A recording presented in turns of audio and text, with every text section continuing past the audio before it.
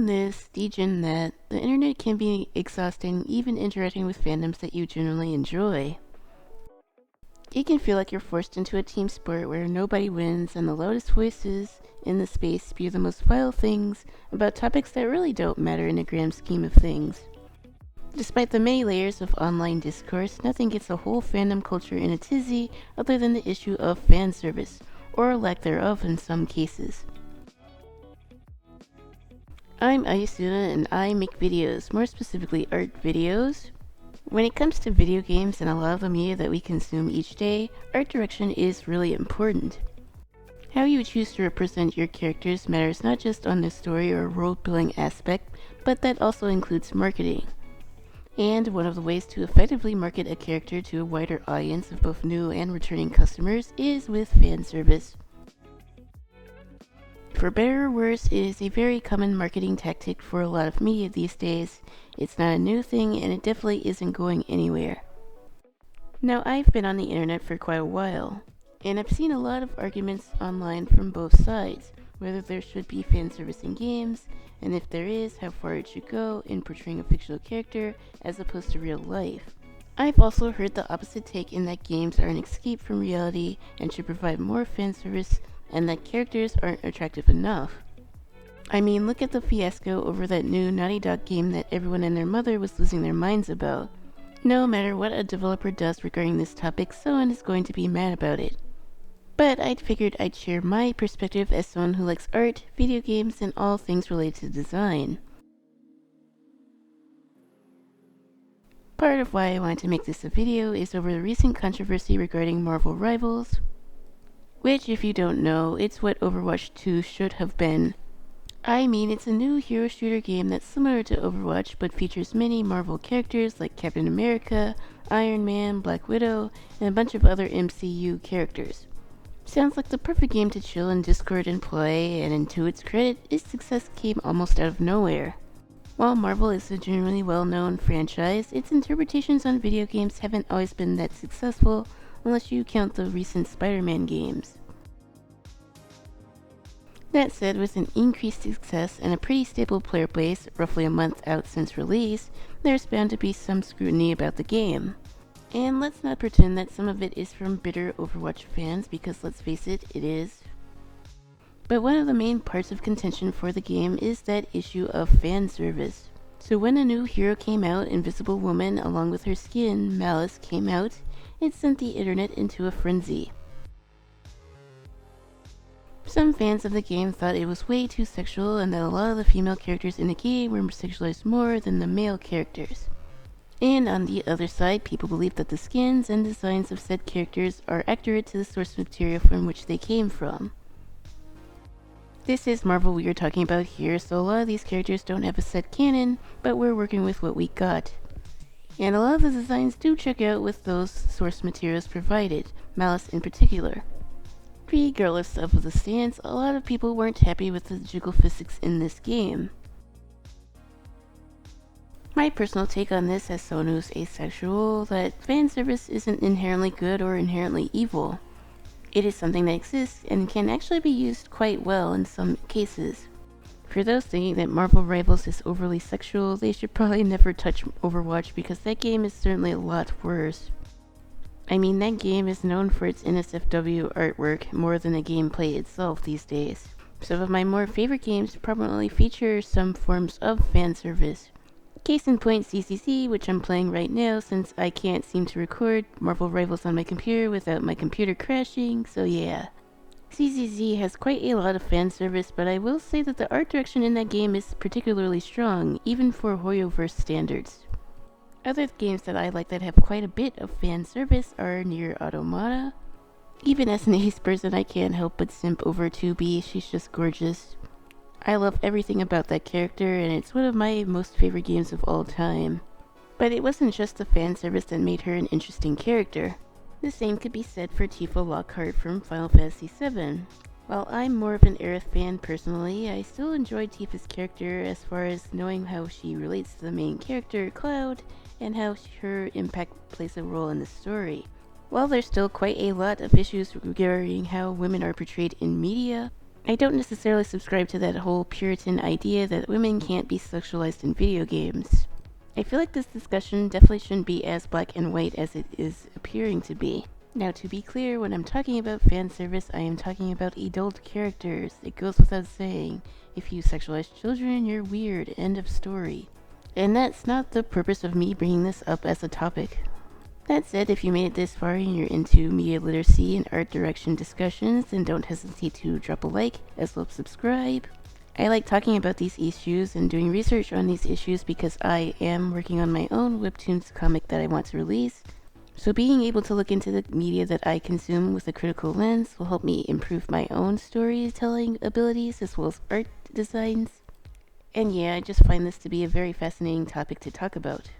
I'm of the opinion that while art does influence reality, I also do think that sometimes you can take something a little bit too far.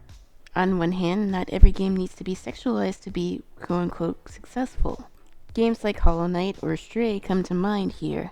Games like Lethal Company also prove that that's possible in multiplayer settings.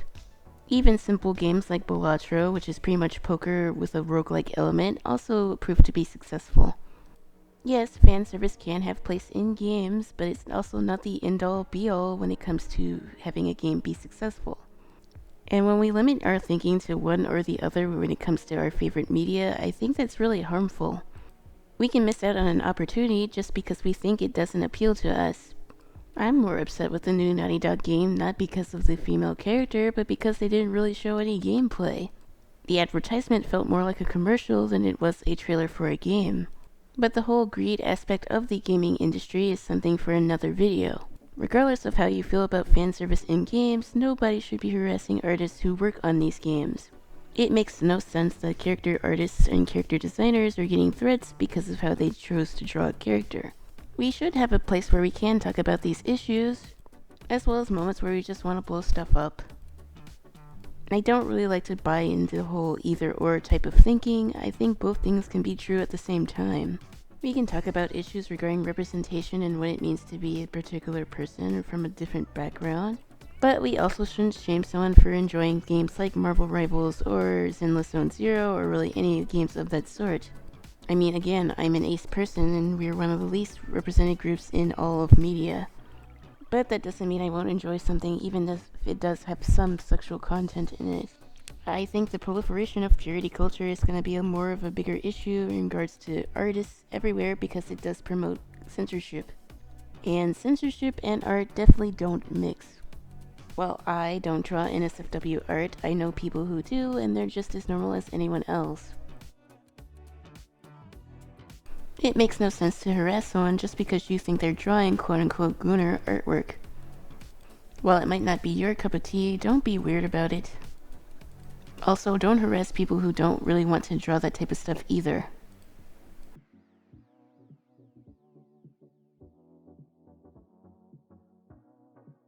Well, there's discussions to be had regarding how Marvel views different people of different backgrounds.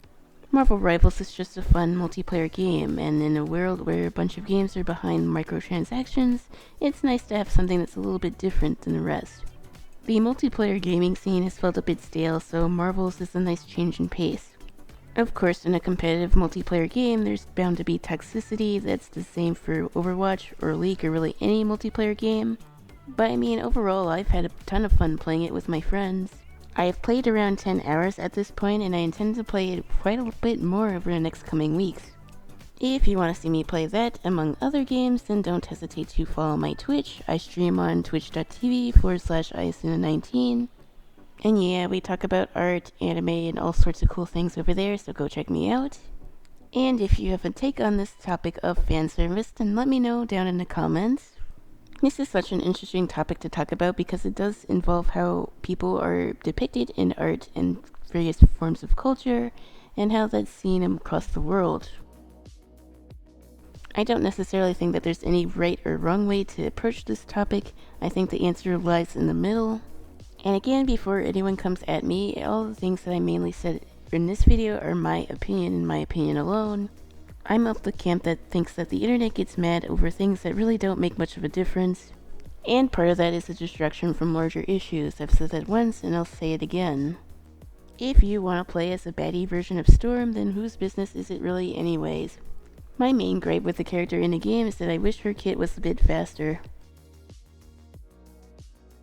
I think life is too short to be mad at fictional characters on the internet, and saying such shouldn't be a radical take either. They aren't real, and no matter how many times you say it in the mirror at night, they aren't going to appear in your bedroom at 3 a.m. So they don't really need to be defended as if they're real people. Fan service can be done well and can enhance a character's overall appearance as well as storytelling in a particular niche or genre or whatever type of media. Another prominent example of this is Bayonetta. It's just part of who she is, and she isn't treated like a child because of it. She's a grown woman and she actually has several children within the game. Outside of video games, another example of this is Faye Valentine from Cowboy Bebop. She owns her sexuality in a way that a lot of characters don't always feel like they do these days. People whine and complain about forced diversity in games and other media, but what about forced fan service?